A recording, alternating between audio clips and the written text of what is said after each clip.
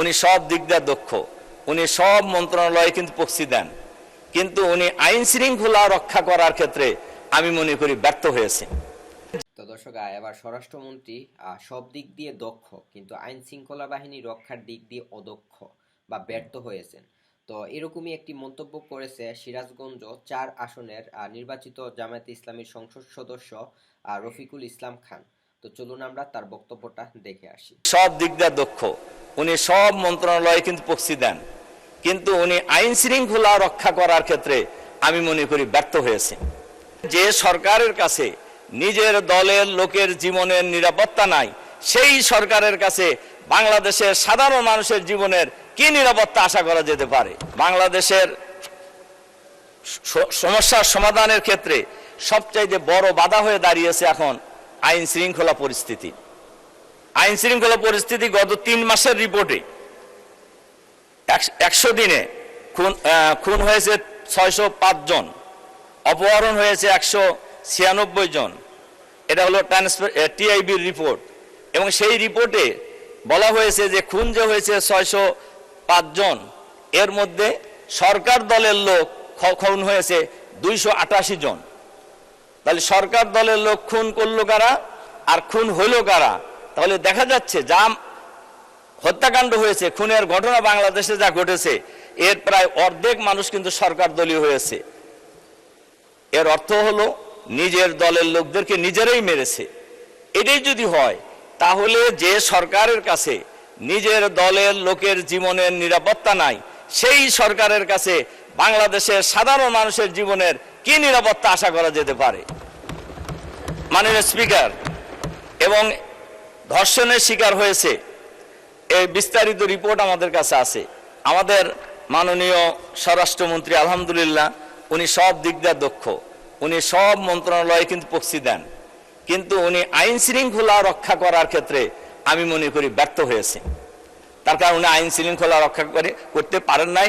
গত পরশুদিনও আপনার সব পত্রিকায় এসেছে, লক্ষ্মীপুরে মা এবং ৩ জন মেয়ে, ঢাকা বিশ্ববিদ্যালয়ের একজন ছাত্রী সহ ৩ বোন এবং মাকে নৃশংসভাবে হত্যা করা হয়েছে।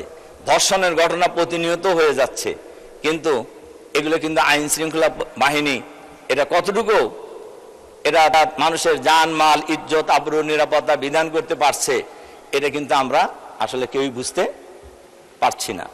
মাননীয় স্পিকার, মাদকের ব্যাপারে এই এখনই একটা বিল দেখলাম যে আমাদের মাননীয় স্বরাষ্ট্রমন্ত্রী বিল আনছেন মাদকের বিরুদ্ধে, কিন্তু মাদক আজকে এই পার্লামেন্টের আমরা সবাই, সরকারি দল বিরোধী দল, আমরা কিন্তু সবাই ঐক্যমত পোষণ করেছি যে মাদক একটা ক্যান্সার, এই ক্যান্সারের মতো একটা জাতিকে ধ্বংস করে খাচ্ছে, কিন্তু মাদক বন্ধ হচ্ছে না। মাদক সেবী এবং মাদক সেবীর সংখ্যা এখন একটা রিপোর্ট অনুযায়ী ৮৩ লাখ, এর সিংহভাগই হলো যুবক। কাজেই দেরিতে হলেও আমাদের মাননীয় স্বরাষ্ট্রমন্ত্রী মাদকের বিরুদ্ধে বিল আনছেন। আমরা আশা করব এই বিল বাস্তবায়নের মধ্য দিয়ে, আইন পাশ করার মধ্য দিয়ে বাংলাদেশের মাঠে থেকে মাদক চিরতরে বিদায় নেবে ইনশাআল্লাহ। নেওয়া উচিত। এটা নিতে হলে মাদক সেবী চাইতো মাদক সরবরাহকারীদেরকে আগে চিহ্নিত করতে হবে, এবং মাদক যে দেশ থেকে আসছে এই আশাটা বন্ধ করতে হবে। এটাও কিন্তু স্বরাষ্ট্রমন্ত্রীর দায়িত্ব।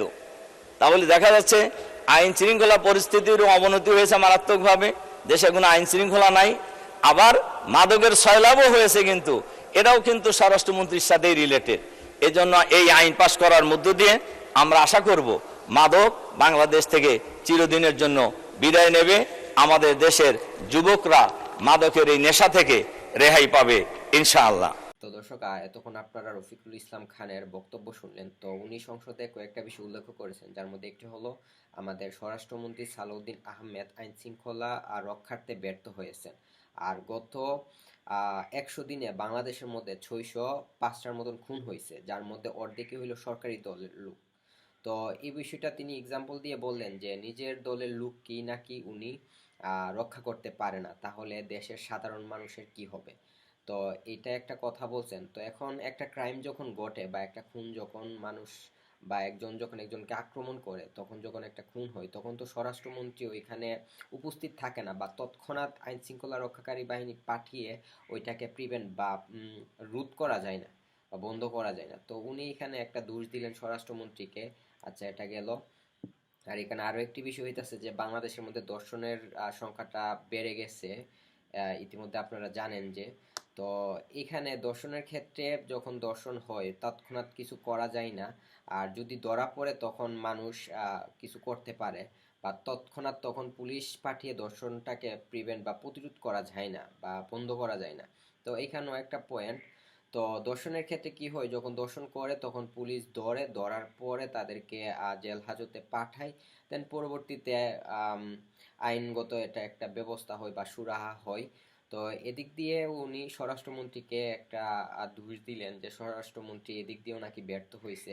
তো সবকিছু তো স্বরাষ্ট্রমন্ত্রী নিজের হাতে করতে পারে না, সবকিছুর একটা রুলস রেগুলেশন আছে।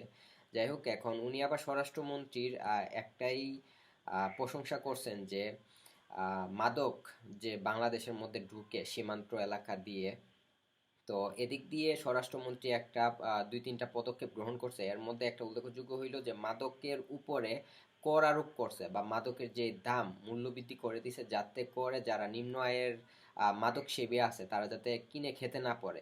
এতে করে দেখা যাবে যে যদি তারা পর্যাপ্ত পরিমাণ টাকা না থাকে, বেশি মূল্য দিয়ে মাদক না কিনতে পারে, তখন কিন্তু খেতে পারবে না বা সেবন করতে পারবে না মাদক।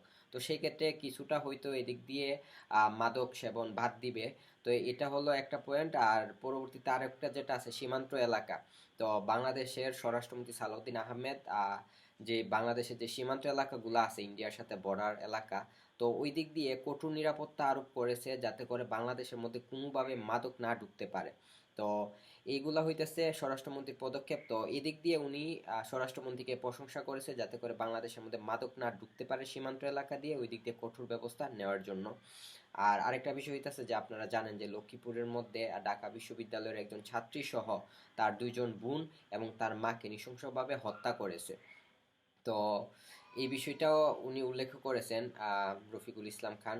তো স্বরাষ্ট্রমন্ত্রী এবং বাংলাদেশ সরকারের কাছে অনুরোধ থাকবে আপনারা যত দ্রুত সম্ভব এই ঘটনাটার সমাধান করেন, এবং যারা এই কাজটা বা এই কাণ্ডটা ঘটাইছে তাদেরকে আইনের আওতায় এনে শাস্তি দেন।